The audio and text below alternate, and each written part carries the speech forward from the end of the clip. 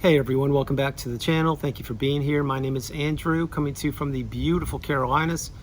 Today's topic is going to be the anatomy of a Hoover. Think about that for a minute. Everyone, if you like the content, please like, subscribe, and share.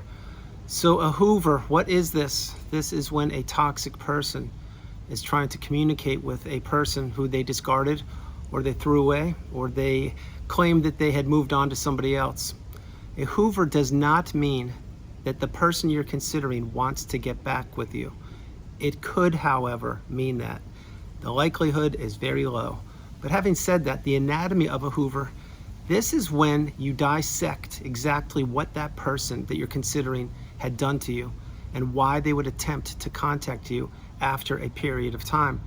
You see, the person you're thinking about or considering, the reason you're watching the videos of the person that tried to destroy your life, that person is toxic, narcissistic perhaps, and they have a lot of concerns, a lot of problems.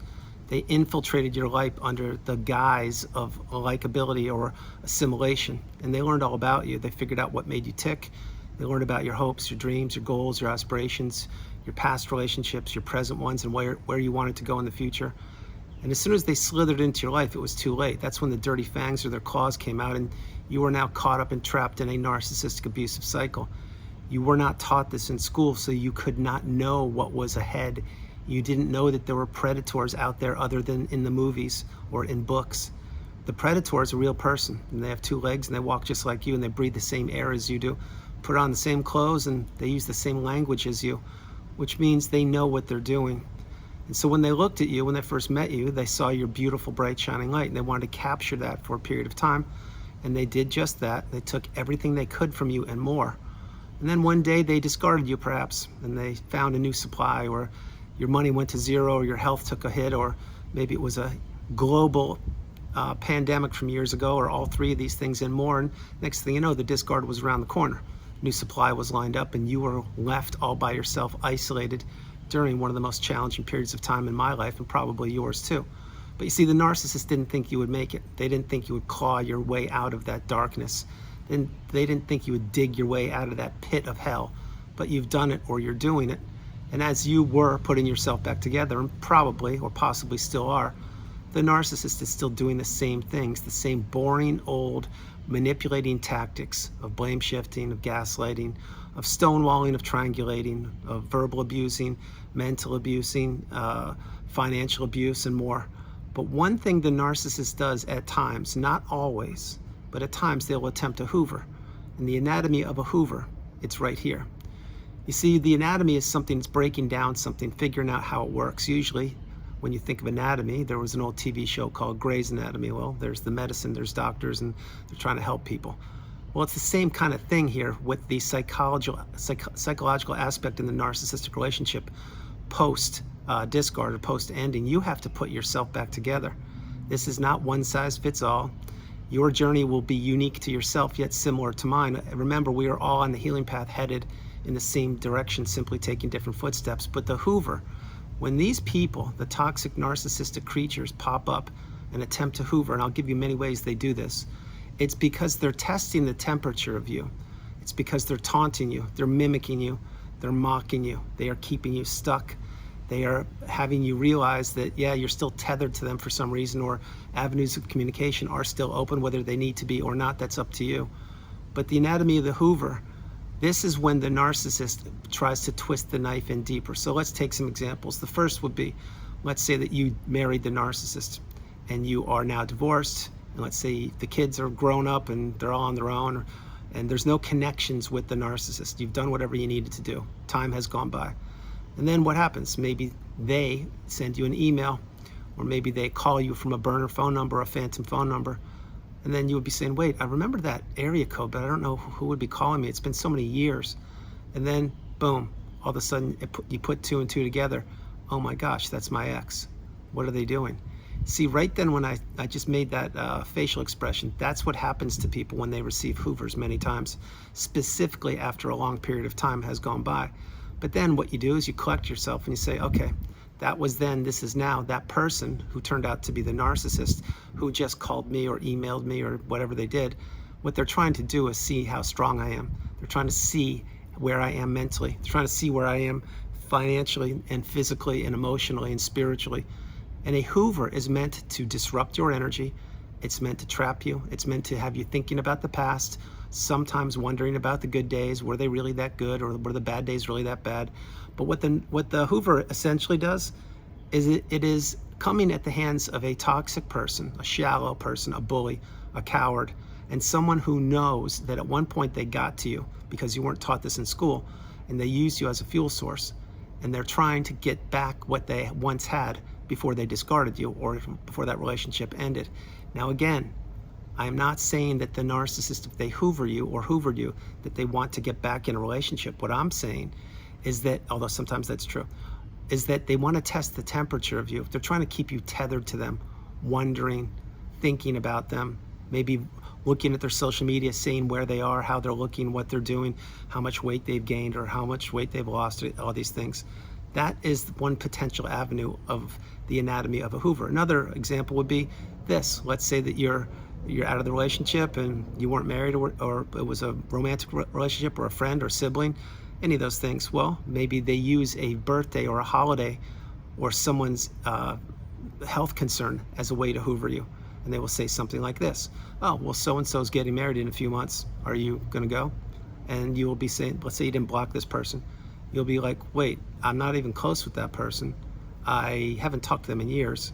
Why would I be going to a wedding? I don't get this. Well, that person who just texted you, as an example, to let you know about a wedding, even though the person who's having the wedding didn't have the courage to invite you themselves, there you go. Now you're being triangulated to a degree, and you're being hoovered, and now you're thinking about the past. See, none of this is good. Not one thing here is good.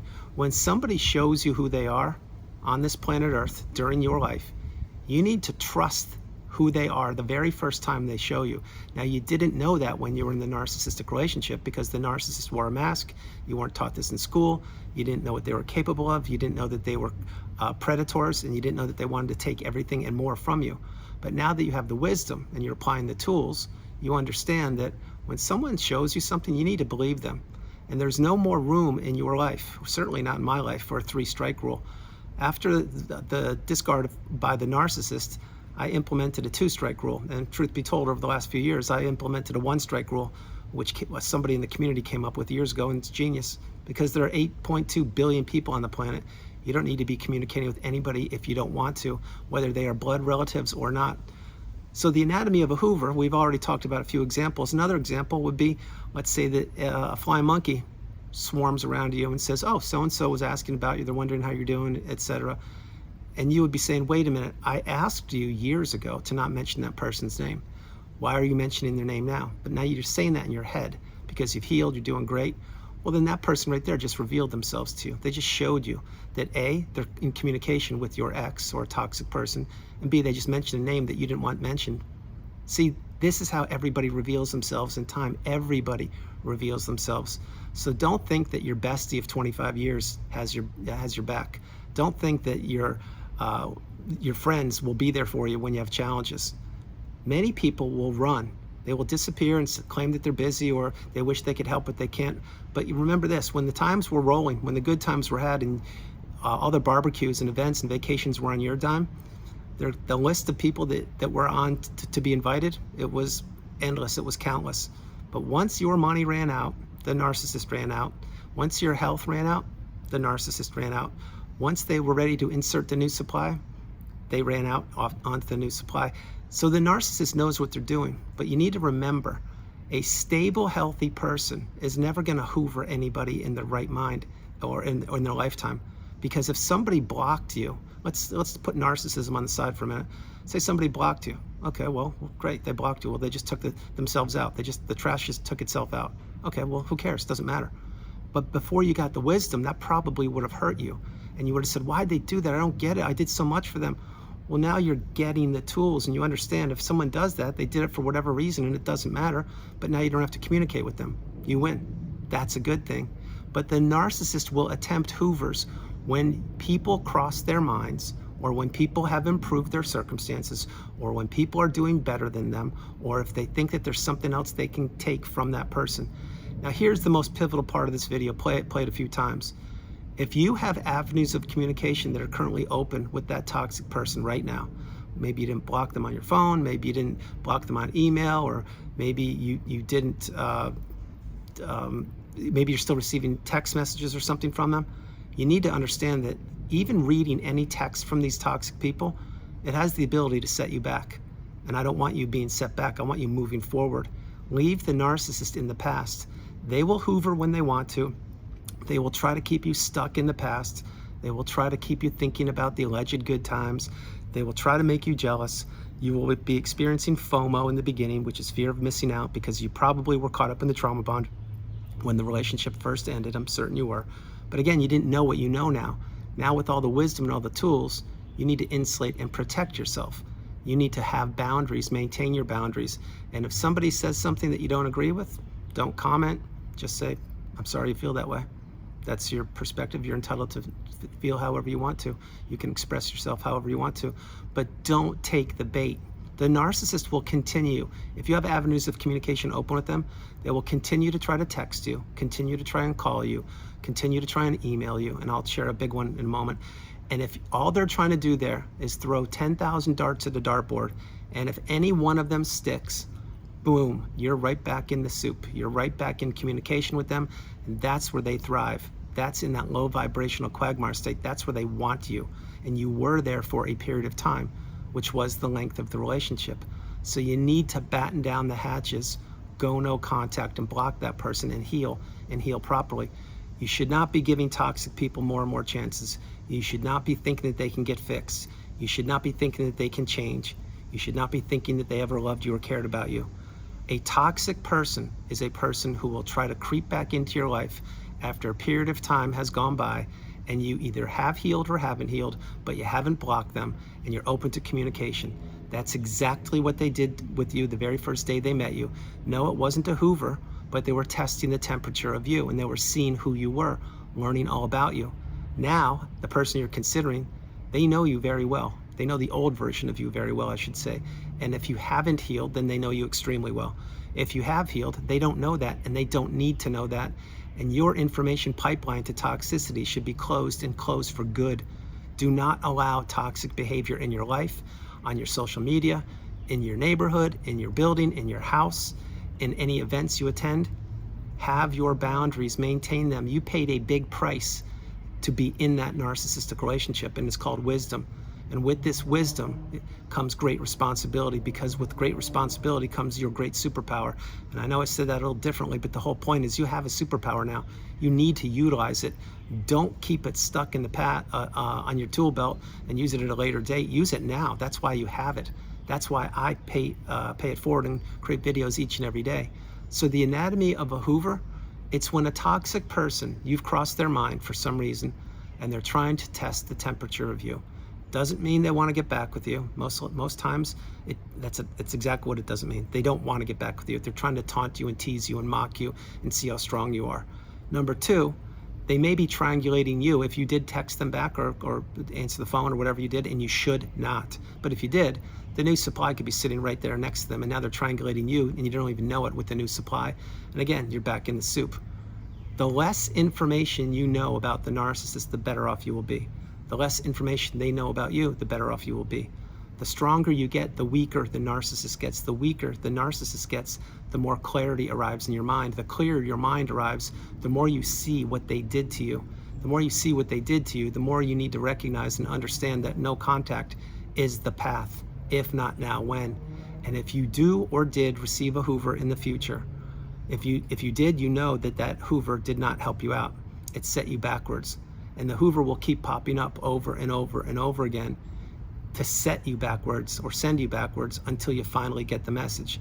Now flip it. Let's say you never received a Hoover. That's a great thing. That's a badge of honor. That means you're doing a great job. And the other people who have received Hoovers were doing great jobs too, but my hope is they've now blocked the narcissist. But if you never received a Hoover, stay off the radar of the narcissist. Don't tempt the dark energy source. Don't tempt the dark side. Block them, delete them, and begin to live your best life. So the anatomy of the Hoover, I will just tell you right now, doesn't mean they want to get back with you. What it means is they're seeing where you are, if you've got the wisdom, or if you're applying the wisdom, or if you will be open to communicate with them so they can punish you again and again and again for being you. So everyone, that's the video. I hope you liked it. I loved doing it from the beautiful Carolinas. This is Andrew. Namaste. Have a great afternoon, evening, or morning. No matter where you are on the planet, you are not alone. Remember that, you are not alone. I love you all, God bless you, and I'll talk to you tomorrow. And there are so many different ways the narcissist can hoover. It can be by sending you flowers, by sending something in the US Post or snail mail. It can be by an email. It can be by a text, a phone call. It can be by sending you something that you didn't even ask for, maybe like tickets to something. Don't accept anything from these people. These people, what they want to do is draw targets or people they were in relationships with in the past. They want to draw them back in and try to slither into their life, even for 5 seconds, and disrupt their energy and ruin their healing path. That's why you must batten down the hatches and go no contact. If not now, when? I love you all. God bless you, and I'll talk to you tomorrow. Bye, everybody.